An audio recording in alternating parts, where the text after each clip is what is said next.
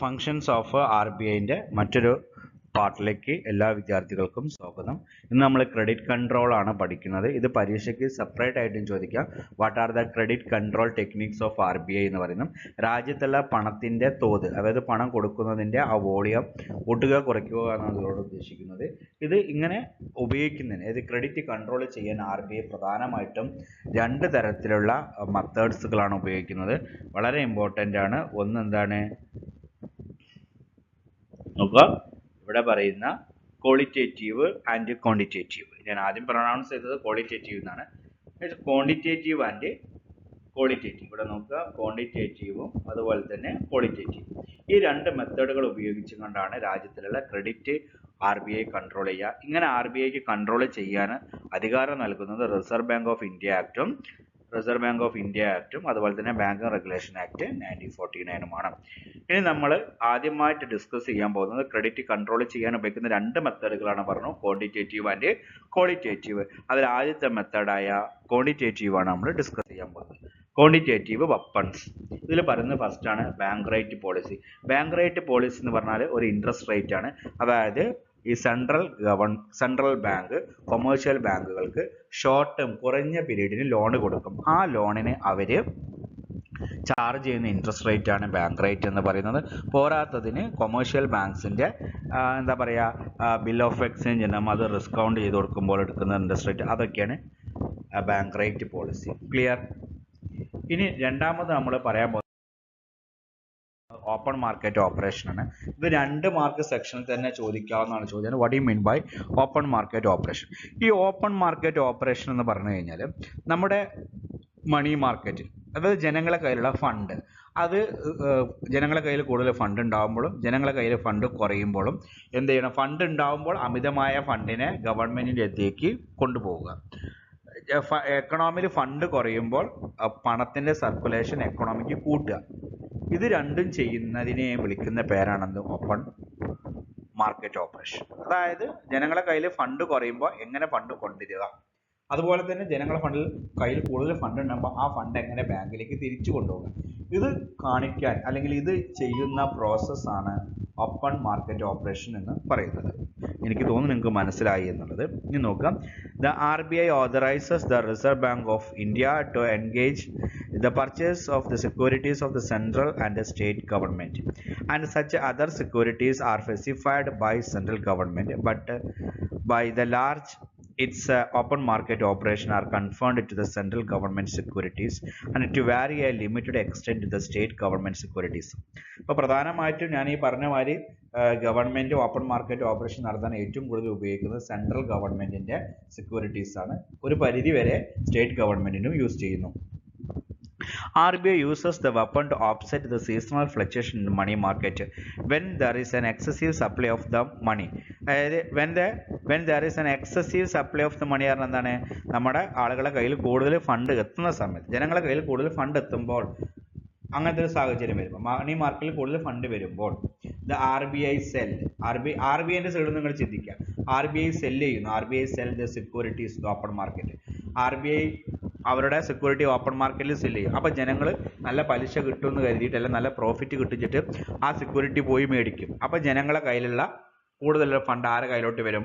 R B ഐൻ്റെ കയ്യിലോട്ട് വരും. Okay, അപ്പോൾ കൂടുതൽ എക്കണോമിയിൽ ഫണ്ട് വരുമ്പോൾ ആർ ബി ഐ എന്ത് ചെയ്യുന്നു? അവരുടെ സെക്യൂരിറ്റീസ്, സെൻട്രൽ ഗവൺമെൻറ് സെക്യൂരിറ്റി വിൽക്കുമ്പോൾ എന്ത് ചെയ്യുന്നു?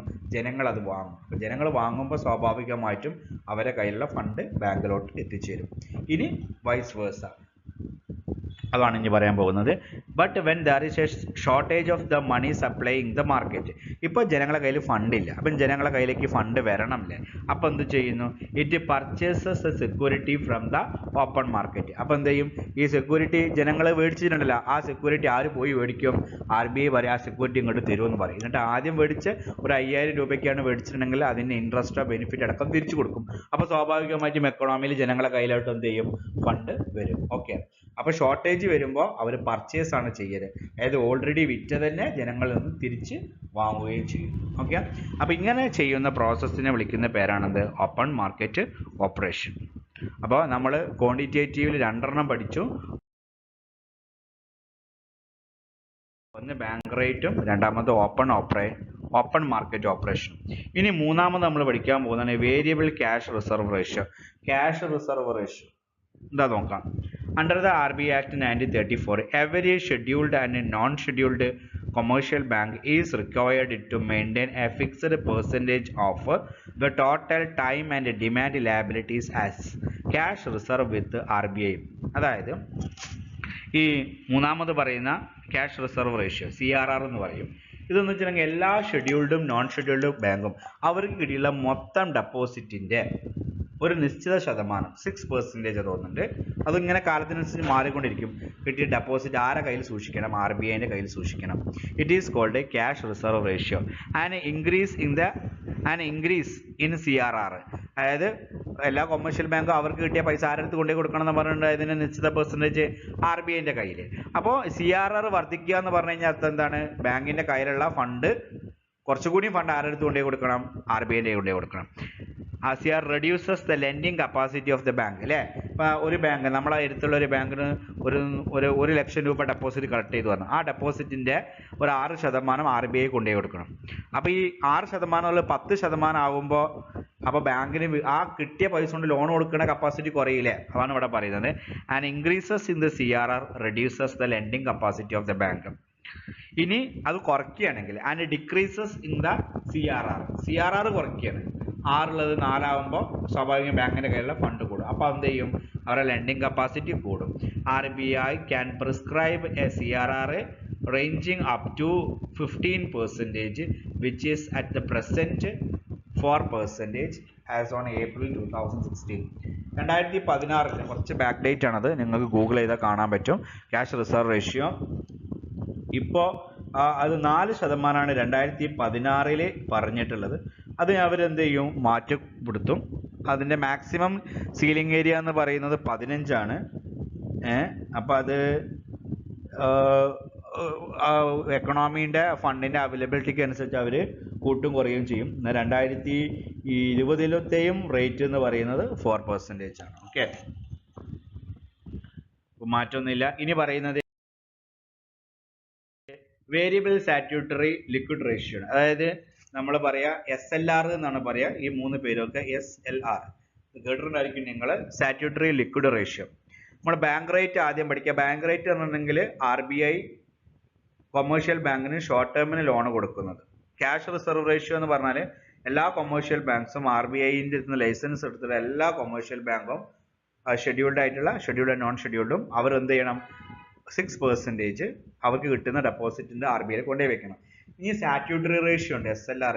ഇത് RBIൻ്റെ കയ്യിൽ കൊണ്ടുപോയി വെക്കേണ്ട, പക്ഷേ ഡെപ്പോസിറ്റിൻ്റെ ഒരു സർട്ടൺ പെർസെൻറ്റേജ് ബാങ്കിൽ തന്നെ കീപ്പ് ചെയ്യണം. ആ ഫണ്ട് ഒരിക്കലും എന്ത് ചെയ്യാൻ പാടില്ല? ലോണിന് ഉപയോഗിക്കാൻ പാടില്ല.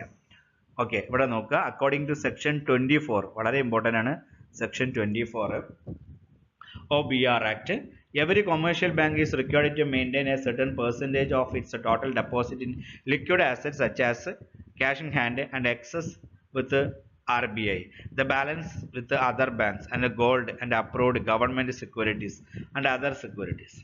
This proportion of liquid asset is to the total deposit is called SLR. BRA empower RBI to fix SLR up to 40%.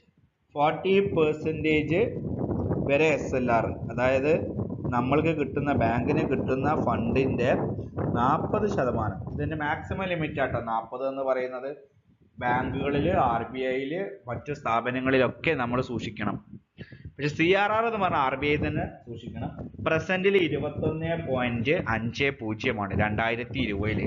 2016 21.25 ആണ് 2016. 2020 21.50 ആണ്. അതായത് 2.5 ഇപ്പോൾ വർദ്ധിച്ചിട്ടുണ്ട്.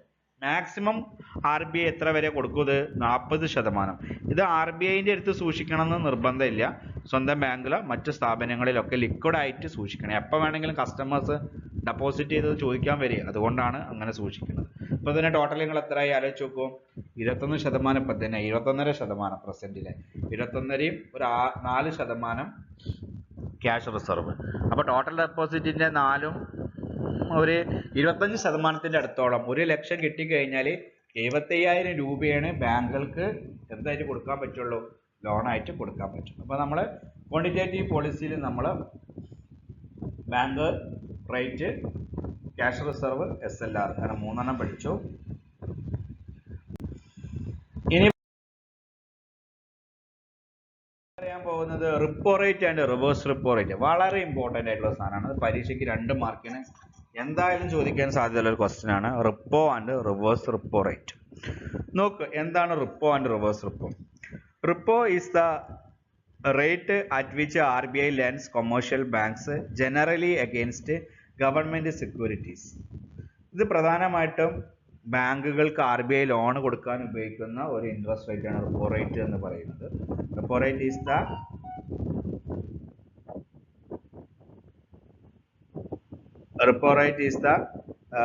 rate at which RBI lends to commercial bank generally against government security വെച്ചാൽ മാത്രമേ ബാങ്കുകൾക്കും കിട്ടുള്ളൂ. And reduction in the repo rate helps the commercial bank get money at cheaper rate. അപ്പോൾ റിപ്പോ റേറ്റ് കുറയ്ക്കുകയാണെങ്കിൽ RBI നിന്ന് കൂടുതൽ ഫണ്ട് കിട്ടും അല്ലേ, കാരണം കുറച്ച് പലിശ കൊടുത്താൽ മതി. അതാണ് റിപ്പോ റേറ്റ് എന്ന് പറയുന്നത്. റിവേഴ്സ് റിപ്പോ റേറ്റ് എന്ന് പറഞ്ഞിട്ടുണ്ടെങ്കിൽ ഈ RBI യിലെ കൊമേഴ്ഷ്യൽ ബാങ്കിന് ബിസിനസ് ഒക്കെ ചെയ്ത് കഴിഞ്ഞാൽ ലാഭം കിട്ടുന്ന പൈസ അവിടെ കൊണ്ടുപോയിട്ട് ഡെപ്പോസിറ്റ് ചെയ്യാം. മനസ്സിലായോ?